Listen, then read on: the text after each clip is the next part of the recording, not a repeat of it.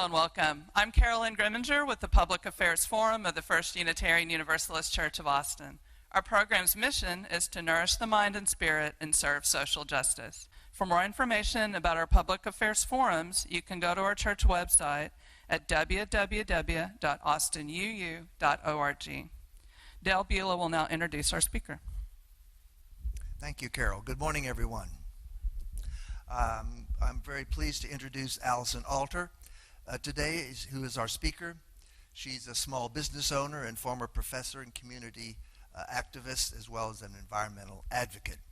Council member Alter has about 20 years of experience working in nonprofits, higher education, and through public-private partnerships. She's earned a PhD in political economy and government at Harvard University, has a BA in public policy from Stanford, and in 2013 she launched her own philanthropic advising business. It's called Alter Advising. She's helped individuals, families, and foundations to increase their effectiveness in their giving, and they're transforming their philanthropic experiences. So please welcome our guest from District 10, Austin City Council member, Alison Alter.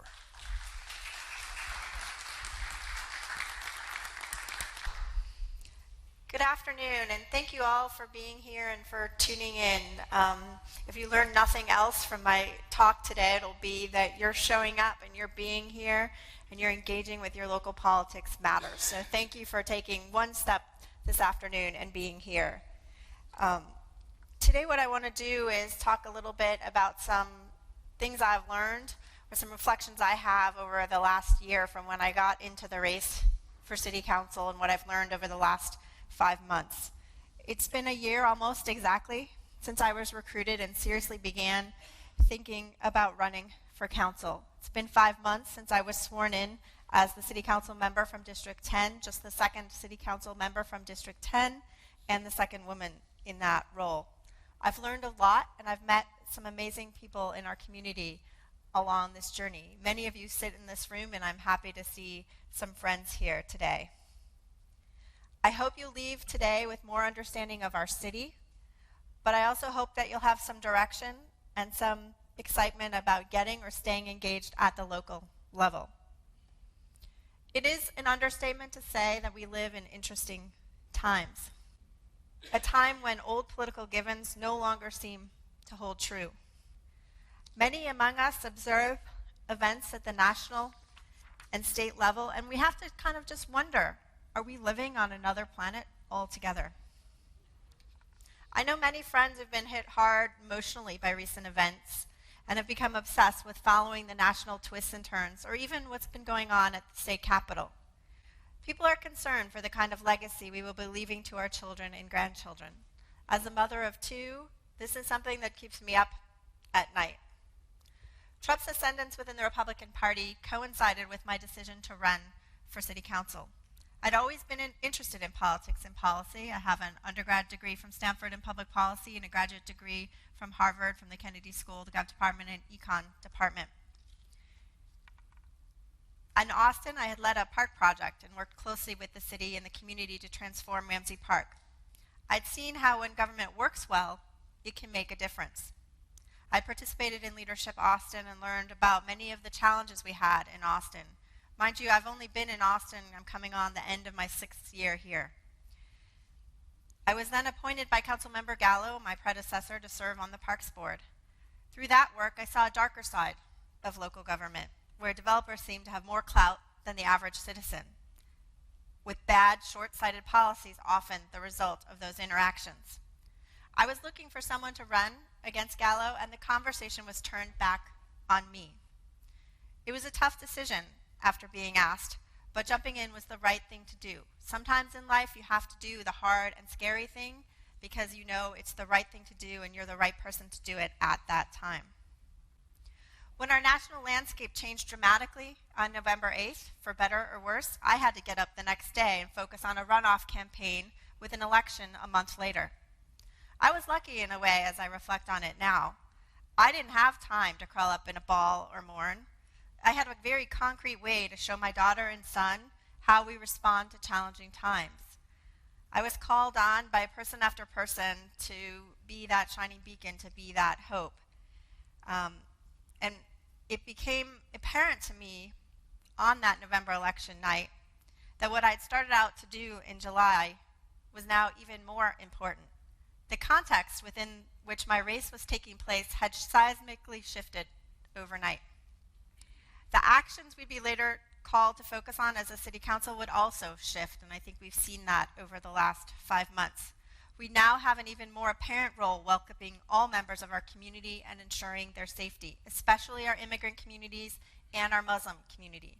We now have to be the ones to push forward efforts to stem climate change.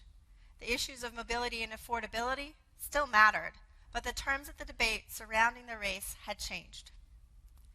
During the runoff, not only did I not have time to wallow, I got to see how many others in our community were willing to roll up their sleeves and focus on the local level. Some of them looked to me as their big hope to show that their actions mattered. I will never forget the opportunity to see the bright side of human nature and the willingness of so many in Austin to stand up and say, we want to control our local environment. So my first reflection to share with you as you try to come to term with events at the national and state level is that local politics matter. A few weeks ago, I had the pleasure of hosting a group of 5th graders from Doss Elementary at City Hall. It was something they had won, a council member for a day that my office had organized for them. One of the first things we talked about was how much city government influences your life in ways we often take for granted. Think about what you're doing today and what you've done before you got here this afternoon. Your alarm was powered by electricity generated by Austin Energy. You brushed your teeth with water provided by Austin Water. You live in a house that is safe and sturdy because of our zoning and building rules. You drove, walked, or biked here on roads maintained largely by our city. After this, you may go eat in a restaurant regulated by the city and then go swim in a pool or play in a park provided free of charge by the city. You are kept safe by our sworn personnel and have a little less money to spend because of the taxes we charge. As you worry about the national level, please remember that on a day-to-day basis, what we do at City Hall and what the 13,000 city employees do matters each and every day in your life, in the life of your family. You may care deeply about the national level, but don't get so distracted by the national level that you forget what we're doing here on a local level and that what local government does matters. Also remember that you can influence local government. If not, I wouldn't be standing here before you today. We recently sent out our June newsletter for our district. In the process, we were joking that you could actually go to a City of Austin public engagement event every single day of June if you wanted. And that was just what we had chosen that might be of interest to my district in our District 10 newsletter. We had our town hall on June 19th where we were going to talk about the city manager, traffic safety issues, the budget, Code Next, and more. We had opportunities to gauge on affordability and seniors. That one's this afternoon at 3 o'clock if you're interested. We had opportunities to attend something like 10 meetings on changes to our economic development policies. We had surveys related to our aquatic master plan for changes that may be coming to our swimming pools. And we had surveys on autonomous vehicle usage. We also had resources for influencing the rewrite of our land development code, Code Next. Every single one of those things are important to our future as a city. So in Austin, we have plenty of important issues that we get to decide ourselves. So remember that local politics matter and you have an opportunity to influence it. One of the things that has impressed me since I moved to Austin about 6 years ago is the number of opportunities, the way in which the city engages, and the way in which each of the citizens step up and get engaged. So please make sure that you're doing your part of our local democracy. The second reflection I want to share relates to a transformative shift in our political system here in Austin, namely the shift from an at-large system of representation to geographic representation, the system we call 10-1, where we have 10 individual districts and a mayor. What I first want to underscore is the switch to 10-1 was a big deal, a really big shift that happened because of citizens like you. That's not to say that it shouldn't have happened sooner, but we should not underestimate the importance of that shift for today's political environment. Before I talk more about 10-1 and why we got there, I'd like to pause for a second and check in with the audience, if I might. Can I get a show of hands of how many of you live in Austin and are eligible to vote in a city council election? Okay, so nearly all of the room. Can you put your hand up and keep it there if you know your district number? Great. Well, this is a public forum, so I'm great at that. Raise your hand if your council member was up for re-election last November.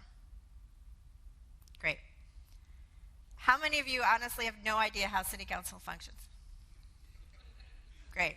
Thank you. Well, this is a very rare audience that I go to where people actually know their city council member's district and know how city council functions. So please congratulate yourselves on being engaged. I guess I shouldn't have expected anything different here at the Public Affairs Forum, but there are many people in our city who have no clue. And I bring this up because one of the big rationales for switching to 10-1 was voter apathy and voters not being engaged. Under the old system, which let's just say was from 1953 to 2014, we had an at-large system with 6 council members elected at large serving along with the mayor. Since about 1970, through an unofficial gentleman's agreement, there were 2 seats reserved for minority representation, place 6 for an African American and place 2 for a Latino Hispanic representative. This system, this at-large system, was criticized for a lack of diversity. That was part of why they had moved to the old boys agreement, and the limited entry that it offered for those with fewer citywide connections. This was restricting representation. It was also criticized for the lack of voter turnout and for the minimal connection between council members and constituents. So let's take a look at turnout for a second. Under the old system, turnout had become abysmal, 7% in 2011 in a city council race. Council members were only those with citywide connections, and the average Austinite saw their city council as an impenetrable force that led to widespread voter apathy. The lower turnout had an even stronger effect in minority populations. In the 2009 elections, over 90% of voters identified themselves as white. This in a city in which just 48% of residents are Caucasian, 35% are Hispanic or Latino, and 8% are African American. The lack of diversity. Texas Monthly observed in 2013, in the past 40 years, half the city council members and 15 of 17 mayors have been from 4 zip codes west of I-35, an area that is home to just 1/10 of the city's population. And that'll be a little bit important later because my district is one of the districts that used to have all of that representation and now just has 1 council member. It was also criticized for minimal connections between council members and constituents. There was a successful referendum, as many of you know, in 2012. That came after many false starts. I think there were 6 attempts to do this previously. And after that referendum passed, the Redistricting Commission got to work. They worked to break down old lines of segregation. So 7 of our districts cross I-35. Was this set up, the new lines, were they perfect? No. But it was important to see that you could use our institutions to flip the goals of an institution. Institutions matter, and going from institutions that push for segregation to institutions that were pushing for representation is a big deal. 10-1 was a promise for a new way. The overall goal was to increase participation and create a stronger relationship between council members and their constituents. Turnout did go up, and each council member is out in their districts getting to the people of their areas, creating bonds. We did see an uptick in turnout and a diversity of candidates and elected officials. We even saw 2 seats turn over in 2016, which is an important milestone for the transition to 10-1. 10-1 changed the dynamics of the campaigns by having a reduced area and a focused group of voters for the candidates to look at. If we want to think about just the diversity, I want to give some numbers from 2014, and we have those better for 2014 than 2016, but there's been a sharp uptick in the number of people who ran for office. This was especially true in 2014 when most of the seats were open without incumbents contesting them. In that year, we had 78 people run for 11 positions. This year, we had all of the seats contested, and 1 went to a runoff. In 2014, we elected 4 minority council members who are still in office, and this year we added a representative from the LGBTQ community, Jimmy Flanagan. 7 out of the 11 continue to be women, and we have a few younger council members, and we have a variety of professions. In 2016, without the switch to 10-1, I wouldn't have been running for office. I've only been in Austin 6 years now. It was less than 5 years when I put my hat in. There's no way that under the old system I would have been in a position to run for office. I'm not a native Texan, and I have not been active regularly with the party. And so I think that, you know, from my perspective, 10-1 also opened opportunities for people with different sets of skills and different backgrounds to run even in West Austin. When we saw with voter turnout, which was one of the other things, we had better voter turnout this year than we had in 2014 for the overall turnout because of the presidential election. What we don't know yet really very well in terms of calculating out the percentages is by districts how things played out in terms of turnout comparing 2016 to 2014. We may know that, I just couldn't find the data on it, but we have something like 65% of those who voted in council. So there was a precipitous drop-off from people who voted for the president who actually went down the ballot and voted for council. And at this point, I don't have those numbers. They'll be better than 7%, but exactly how high that is, we don't know yet. We had about 65% turnout for the city as a whole. But on voter turnout, we're still not doing great. Okay, there's still a lot of work to be done. 10-1 alone is not going to fix it. If you take those numbers from 2014 where we do that, we had about 40% turnout, but 7 out of the 10 council seats in that year were decided in runoffs where you had 15% on average voting. So there's still some work to be done on voter turnout. In the area with connecting with representatives, I think we've seen a lot of changes there. I can go as a council member and visit with HOAs and neighborhood associations, and as do my colleagues.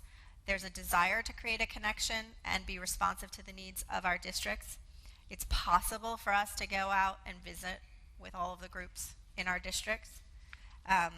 There's the opportunity, because we have geographic distributions, to have better connections with other levels of government. So I can work with Donna Howard, I can work with Gina Hinojosa, my state reps, I can work with Bridget Shea and Gerald Dougherty as our county commissioners. So there's an opportunity where we have shared goals that allows us to accomplish things for our area. I too want to share a story that I think is important when we think about our constituent concerns and our connection as a council member. It illustrates both the upsides and the downsides of 10-1 in this respect. In April of this year, the City Council was asked to approve the budget of several homes that had experienced frequent and severe flooding. So it's to approve the buyout of several homes, that had experienced frequent and severe flooding because of insufficient stormwater damage infrastructure. These were not homes that had built in a floodplain. These people had done nothing irresponsible, and yet their homes and personal safety were at continuous risk. Under the old system, the property owners would have faced the entire council apparatus with no obvious point of entry. They didn't have one person whom they could go to and ask to fight for them. They had no council member to hold accountable for being their champion at City Hall. This year, I was that person for one set of flood victims. They knew that it was my job to listen to their concerns and convey their concerns to the rest of council. It was my job to ensure the city staff met the needs of these homeowners. This is where 10-1 shines. But where 10-1 showed its shortcomings was in how these homeowners became caught in a narrative about Austin that had nothing to do with them. Suddenly, their buyout went from a done deal to one that was politically charged and in jeopardy, or at the very least a significant delay. Another council member objected and delayed the process. She felt that spending city money to buy out homes in wealthy West Austin was inappropriate when so many people in less wealthy Southeast Austin were still waiting for their buyouts. My staff and I had formed a relationship with a woman, Katie, who became a reluctant spokesperson for the homeowners in my district. We had assured her that everything was going along as it should. The next thing we knew, she and her neighbors were turned into political pawns for someone else to make a point. Katie called our office in a panic, the future she saw for herself, her family, and her neighbors becoming a vanishing dream. Here's the thing. In reality, the families lived in modest homes, only a few blocks from a busy freeway. One of them was a Hispanic gentleman. Others were elderly and disabled.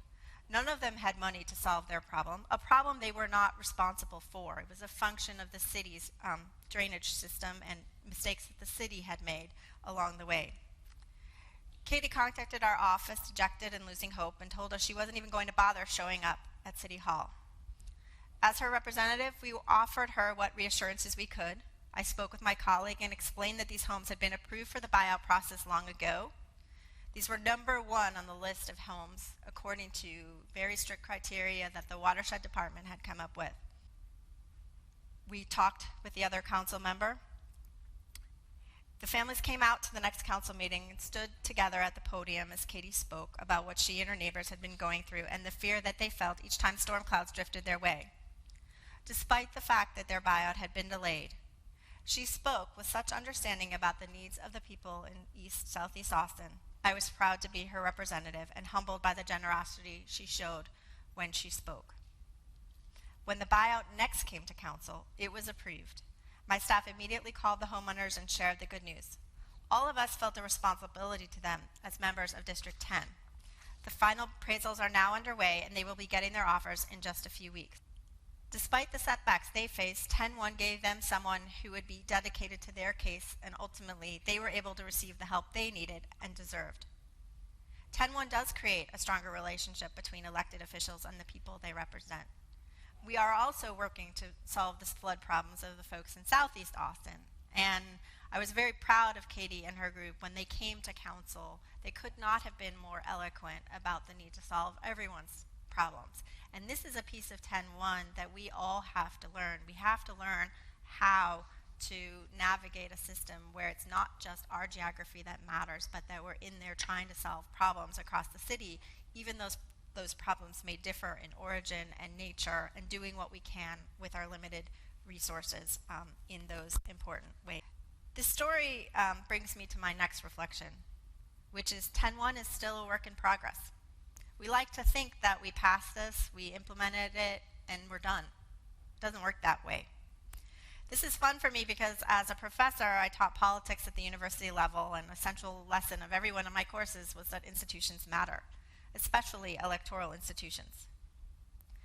But electoral rules alone, we know this from all of the research and every other place, they seldom dictate all outcomes. They are intertwined with other choices, culture, and systems. And we should not take their success for granted. Just because we switched to 10-1, just because we've made this transition in our electoral system, doesn't guarantee its success at addressing the criticisms that were raised to create it in the first place. Someone in District 1 put it very wisely. Austin has an opportunity for a new beginning with 10-1. There is still, however, a question in many people's minds whether and to what extent the city can seize that opportunity. What I have learned is that 10-1 was a tool, not a fix. We're still learning how to use that tool. We are still in transition, albeit a potentially historic and impactful one. Our move to 10-1 was driven by a noble desire to be a more representative and inclusive city, but there are hints that the switch is also creating situations in which council members focus too much on just their districts, and we struggle to work together in the best interest of the city as a whole. Sometimes that problem appears in the form of resentment about how in the past West Austin had more political power and attention paid to it. I saw this in the flood buyout issue, and I saw it later when council members expressed frustration about working on yet another West Austin zoning case. Sometimes it manifests itself in frustration about having lost power to developers. We also have seen a precedent begin in which funds are distributed equally across the city districts rather than by need. The Quarter Cent Fund and the Sidewalk Master Plan funding are two examples of funds that went to each district, even when certain districts are far more impacted by missing sidewalks or outdated infrastructure. So as we think about where 10-1 goes from here on out, I have a series of things I think we need to be mindful of. Will 10-1 devolve to pork barrel politics? So I just named two ways in which we've seen that, but it's actually rather remarkable that in 2 years, those are really the only two examples that we have that are strongly out there where that's happened. we have to be really careful of how 10.1 plays out with zoning issues and with Code Next. There's been a deferral to the council members' district early on in the zoning cases, so the rest of council's not focusing until the end. And what that does is give a big advantage to the developer, because the developer can go and talk to every council member, and your council member can only talk up to 4 other council members. If your council member doesn't agree with you on your zoning case, you're out of luck the way things have been working. So there's some issues there with zoning and how 10.1 is playing out. And now that we're doing this rewrite of the Land Development Code, we're going to have to be very careful to see how that plays out and how in the end it affects our ability to create policy that's good for the city overall. Another thing that I worry about is whether the district system will cause us to lose sight of the bigger picture. Will we be able to connect the dots across policy areas and across the city? How do we solve affordability and traffic problems if we're too focused on districts? We need, as a council, to be able to talk to each other and collaborate. Another area that is of concern is that this is a nonpartisan office, yet we live in an increasingly partisan world. So this is part of the context in which 10.1 is playing out. And we see that more and more on council. At their heart, at their core, the issues that we deal with at the city, normally, under normal circumstances, are not partisan issues. They're about quality of life, and they cross party lines. But now that we are operating in this very charged national setup, party affiliation seems to matter more for this nonpartisan office, and we don't have clear guidance as how we are to proceed. Another thing that's really interesting about our switch to districts is what I refer to as imagined communities. These districts are all imagined. Somebody made up these lines. We tried to have them fall in certain ways that they were coherent, but let's be frank, we made these up. And each of these districts is actually diverse in themselves, and these are arbitrary and artificial boundaries. That being said, there is no doubt about it that those folks who are living in East Austin are having their concerns heard more on a regular basis, and those who are living on the fringes of Austin geographically are also being heard in a way that they were never heard before. Where are some of the other ways, sort of the concrete ways that we can move forward and think about what are our levers as we move forward?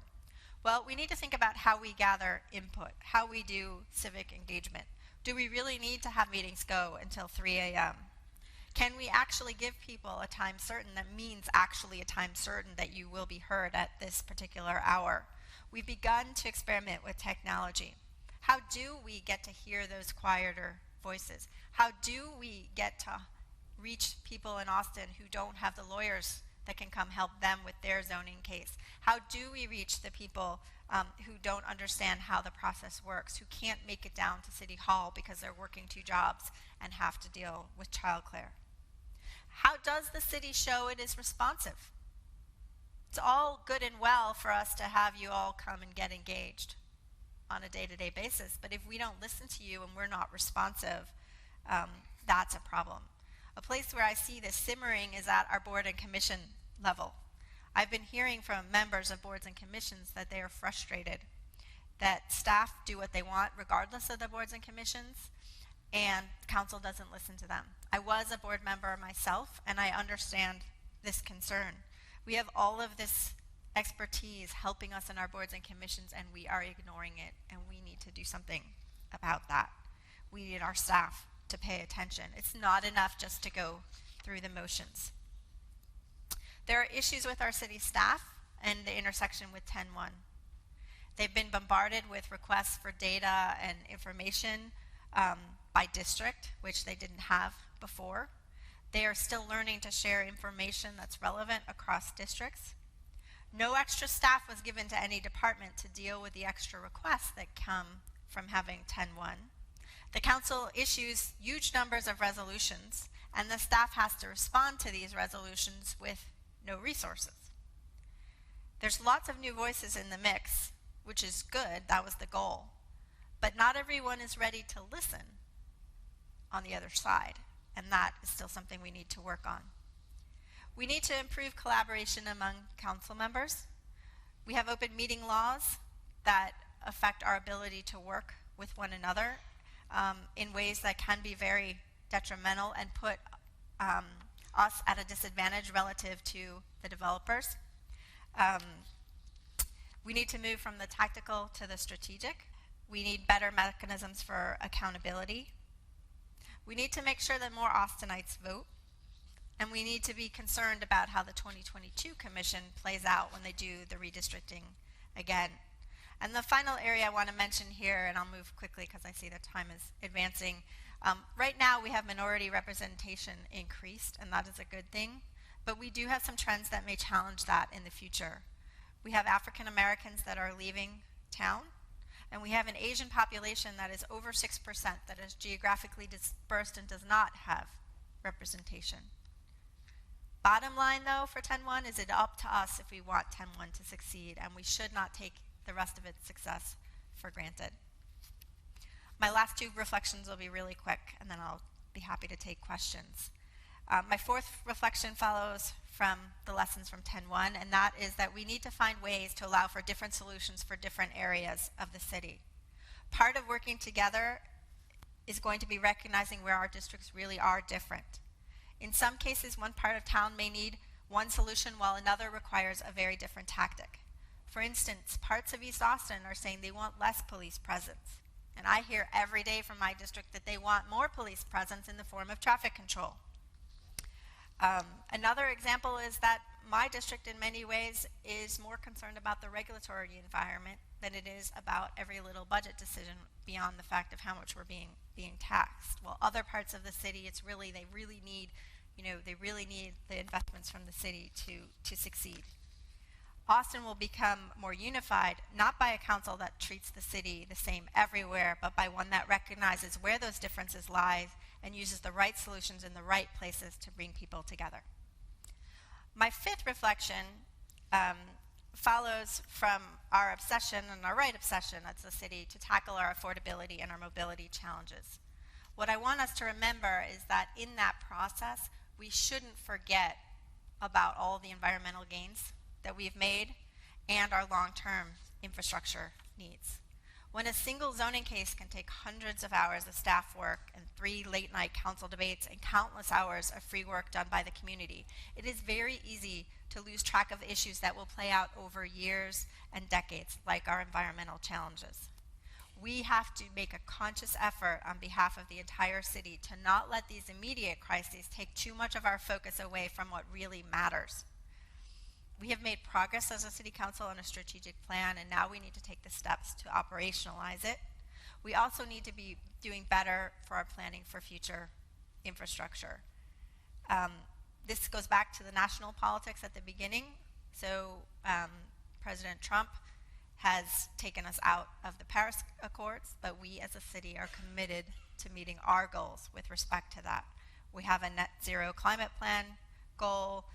We have a net zero community-wide greenhouse goal, and we are committed to doing our part to reach our climate goals. I'm going to conclude here with simply calling on each of you to stay involved and push us to be accountable, to show up at our meetings, write your council members, and stay involved. And know that while I represent District 10, I also represent the city, and the same is true of every council member, and you don't have to only rely on your council member to be your voice at City Hall. Thank you.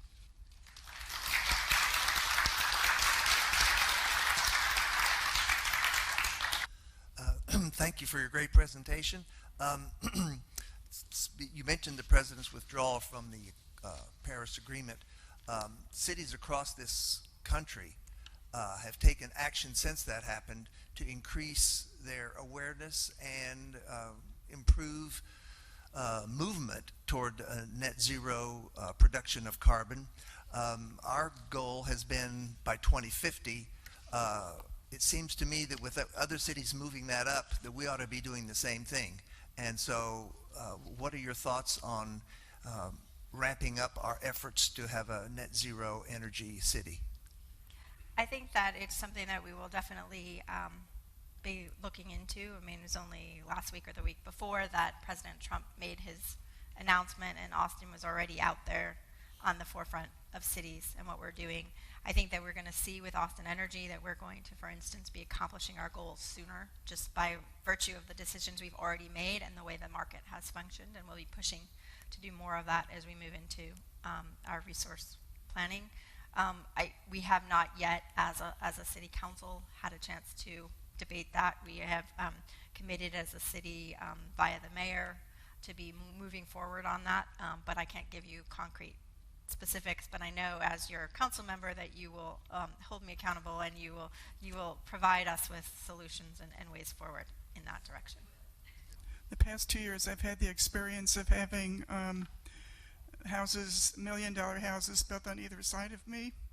I've had a corner lot subdivided, which was against the plat subdivision of our neighborhood.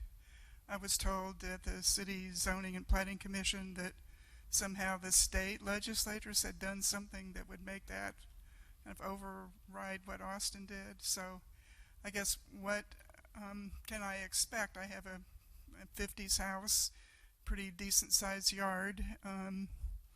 What can I expect with the new zoning that's coming down the pike?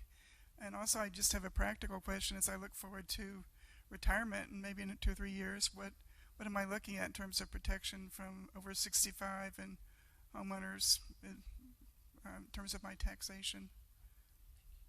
In terms of what's going on with the land development code, I need to know more specifically what block you're on, because it goes down to the block.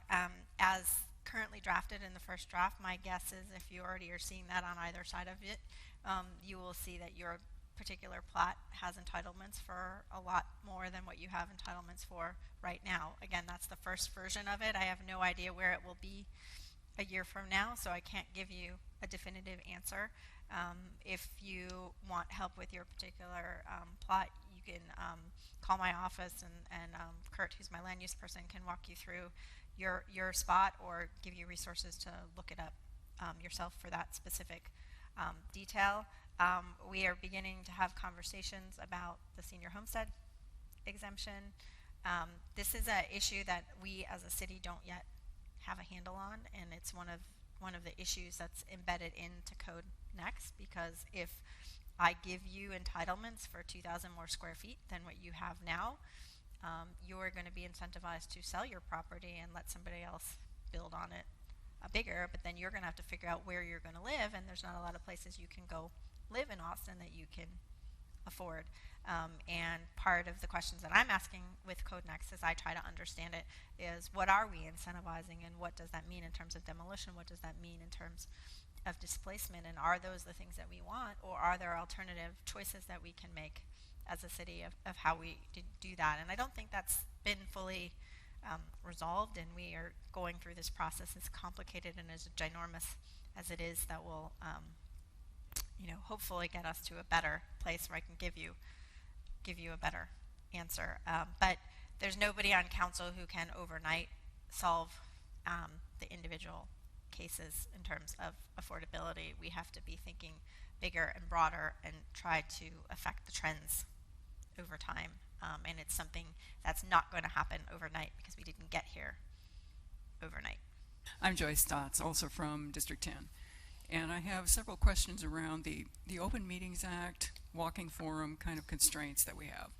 Do they apply to just individual particular items on council agenda, or do they apply to strategic discussions too? So that if you wanted to talk with other people about immigration policy or climate change or whatever, would you be unconstrained to the number of people you could talk with? And secondly, is there an alternative to this that would accomplish the goals of this particular constraint? So let me just step back and explain for those people who are not aware of the constraints that we're operating under. There was very, very simply, there was a court case where some city council members were accused of breaking the open meetings law, and as a consequence, we have opted for a very stringent interpretation of it, where basically on any given issue, you can't talk to more than 4 council members because the majority is 6. The idea being that you don't want to be making decisions before you get on the dais. The problem with that is that all of the outside interests who are trying to lobby can go and talk to everyone. And then we also can't have conversations where we can make trade-offs, because in the real world, in most other political settings, you make trade-offs and you do a certain amount of log rolling in order to accomplish more goals for the city. I'm still trying to figure out what those options are. One of the things we're trying to do with Code Next is have more conversations so we can get a feel for where people are. We're also breaking Code Next down the way we do the budget, so you can get to very fine-grained things. So I can have a quorum on parking rules, and I can have a quorum on ADUs, and I can do things in different ways that way. We can have a big, broad discussion about immigration, but once it gets down into the policy, it's going to depend a little bit on each council member's interpretation of the law. And one of the challenges is that we have two different interpretations going on right now, and one is very, very stringent, and one is a little bit broader, but they don't mix very well, because it's a little bit complicated to explain on the fly, and I'd be happy to, after this, explain it, because I don't want to get everyone else too into the weeds on it.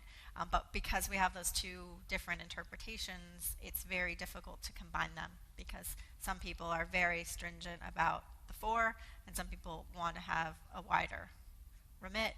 In any case, you individually are not talking to more than 4, but in some cases there are differences about who's talking to others through the chain of command, and what you can and cannot share with others. So it is a very complicated thing. It is something that I'm looking into. I think it really does constrain our ability to think broader and more strategically, and to avoid wasting people's time on things that could easily be avoided if we could have a conversation. It's really, I understand the impetus of the act, which is to have open government and to not do things in the back room. But on the other hand, because we have everything taped and everything is out in the sunshine, it makes it really difficult to sometimes ask certain questions or to explain things to people in particular ways that would really help them to understand it better, but you can't do that because you're on camera all the time. And there's pros and cons of that, and in some circumstances that prevents a lot of things from happening. In other cases, it's not conducive to good policy. I'm Patty Stevens. I'm in District 10. And to build on the first question about the affordability of being surrounded by multi-million-dollar houses squeezing out, it's really the taxes that are squeezing us out, which will require working with the county and the tax assessor's office in a way that has not been done previously. Since I protested and they said that was a problem. The second thing is on the broader issue. I think Dale brought up looking at climate change and looking at our partner cities in terms of what are we doing with taking the lessons from our sister cities that that have really gone beyond where we are on climate change. What are we doing to strengthen those ties and bring in what Portland's doing or Seattle's doing, so that we're stronger and we're not just flaunting that we're the best? As someone who studied comparative politics, I'm all about doing these comparative policy looks, and so that is definitely something that as I'm looking at things, I will be investigating is what other cities are doing. We don't have to always reinvent the wheel. I know that recently some of my colleagues have been traveling to some other places and looking at things, particularly with respect to mobility and other things. So I think other folks also have that concern. When you talk about taxes, I don't want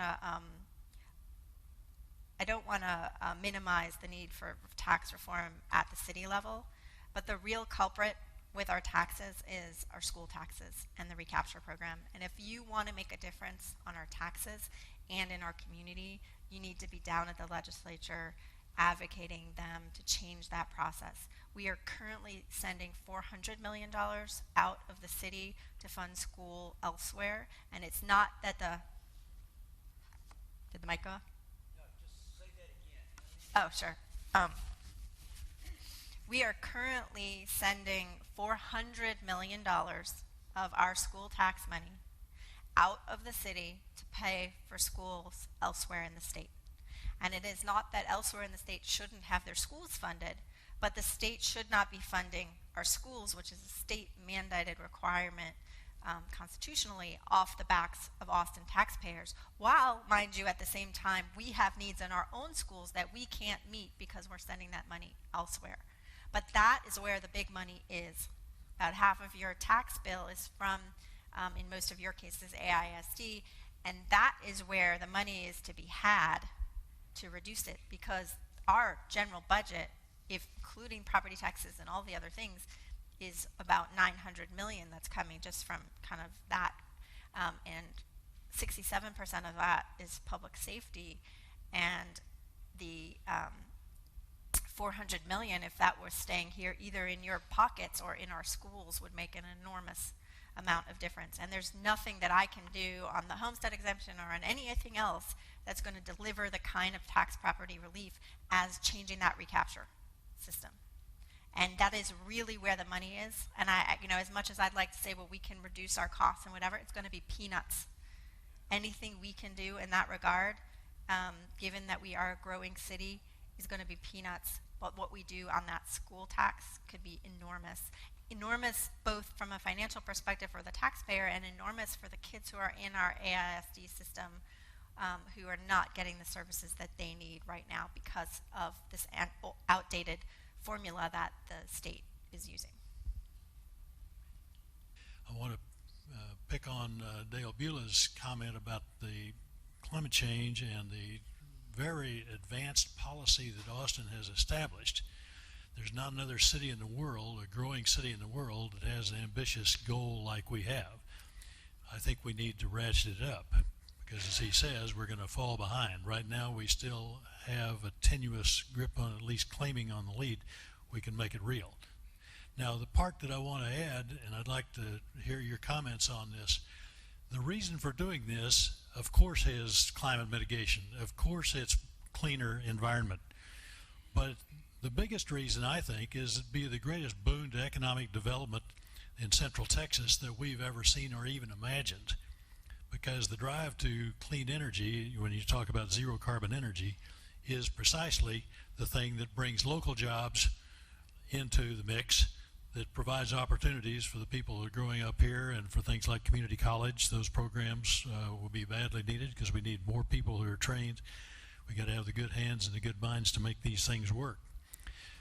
But beyond that, since the U.S. has now dropped out of the leadership race as far as the world is concerned, with symbolic by pulling out of the climate accord, China has stepped into the breach.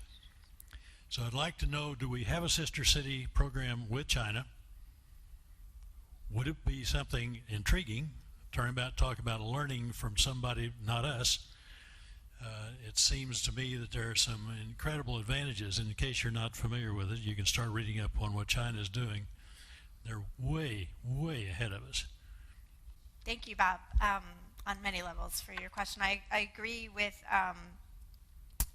the premise underlying your question, and I look forward to working with you and Dale to come up with some of those very concrete things that we can do. One of the things that I have learned is that I don't know everything, and that I don't necessarily know all the solutions. I'm really good at figuring out what the problem is and framing it in a way that we can find a solution, and bringing in people to help brainstorm how we solve it and how we shift things. I also know that I alone can't shift the council on environmental stuff, and I'm going to need your help in moving that forward. I'm pretty sure that I was just looking at a sister cities list the other day, because I was adopted by the Koblenz sister city because I have a background familiarity with Germany. I'm pretty sure there is a Chinese city on that list. There's nothing, though, that limits us to our particular sister cities in terms of learning. I think that your point about the economics of the environmental is really important, and that's part of why I bring it up in the context of the affordability and the mobility questions. We don't want to throw out the golden goose as we attack our affordability and our mobility issues, we have to remember that part of what makes Austin great is that we do have a positive environment, a healthy environment. And over time, the choices that we make, say, zero waste, when we talk about resource recovery kinds of things, those solutions that we're putting forward over the long term are going to save us a lot of money and are going to create, as you put it, jobs and actors in those fields. So if we reach our zero waste goals, we don't need the landfills, or we need very, very little by way of landfill. But you got to be able to take that longer term view. But I look forward to working with you, Bob, on those issues, and I welcome your ideas and thoughts on that. One of the things about being relatively new to the city is I don't have all of the baggage from old battles, but I also don't have all the knowledge from them, and I do rely on my constituents to help me with that. So I look forward to working with you. My question has to do with, I think, a number of things that have come up here, and that is our relationship to the state. And my concern is, how does the city work with the state with respect to legislation? What is our position with respect to our representatives, lobbyists, if you will, and heading off some of the issues that we've experienced recently in areas of policy, such as bathroom bills and whatnot in plastic bags, but also in areas of taxation, which has also come up here. Yeah, so we, the Governor Abbott just called a special section, and it's kind of like War on Austin in terms of his session. And so the city is working really hard down at the state legislature. We have a lobbying staff, both at the state and the federal level, and they work closely with council, and the mayor has been down there, as have several council members, on various different issues, myself included, to lobby. We talk regularly with our delegation at the state. It's something that really keeps us up at night, I think, because some of the choices that they're proposing really do a lot of potential damage to what we're about here in Austin, and constrain our hands. And it is very frustrating to have folks who talk about local control and then take away local control. That was a part of the job that I knew about, but really it's been astonishing to watch it but unfold over the last several months. On the brighter side, we do have some folks in there who are trying to help us with things like what do we do with Lions Municipal Golf Course, and how do we maintain and preserve that land. We have had some successes so far. I don't want to speak too soon, because who knows what they can bring up in the special session, and I don't want to jinx anything that we've accomplished thus far, since the target is so much on Austin. But we are working hard, but again, we need your help. It's not enough for the city alone to go and lobby. It is very helpful when you're contacting your representatives. If you have friends in other cities who share similar concerns, helping to galvanize them is really important.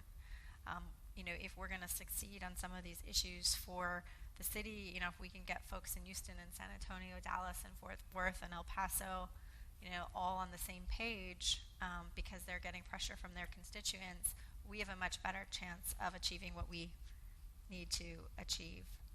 But I won't pretend that I understand what's going down at the state level and the logic behind it. We as Austin are number one on so many lists. Let us just do our job, and let us represent the people of Austin and do what they've elected us to do. That's my feeling on it. But we are in there working as hard as we can, managing that other part of the game here. Hello, my name is Richard Halpin. Thank you so much for your presentation and your commitment to the climate and the people and the rest of the stuff that we have here in this community. One of the things I'm concerned about, being a longtime Austin resident, is the massive number of people moving here. It seems to me that our streets we're just not prepared for the abundance of people moving here. Are you aware that the city is paying millions of dollars to the Chamber of Commerce, and even probably some of our own staff, to recruit people to move here and to advertise Austin? And who's managing that? And what kind of parameters are there on that kind of whole-scale recruitment of people to move here?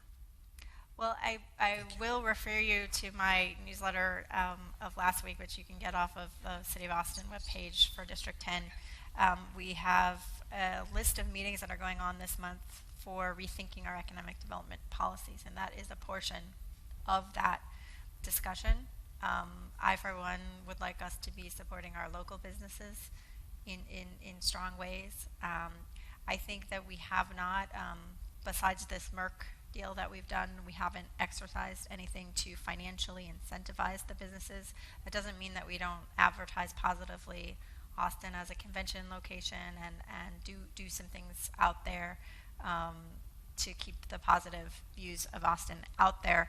But in terms of incentives that we might have seen in years past, economic ones, we have a very strong matrix that has been developed that is a leader among the country, and we have not opted to go forward with those things because things have not met the criteria that are in that matrix. That being said, we are currently going through a process to try to rework some of that so that we deliver the kinds of jobs through those investments that we need, particularly in East Austin, and how do we direct some of that development at job levels that are appropriate for the skills that we have of people who are already here in Austin. We're just sort of beginning that shift in the process, and your voices are welcome to be part of that. And I'm sorry I don't have the details of when those meetings are, but that is something that we are shifting to try to understand given where we are and how attractive we are.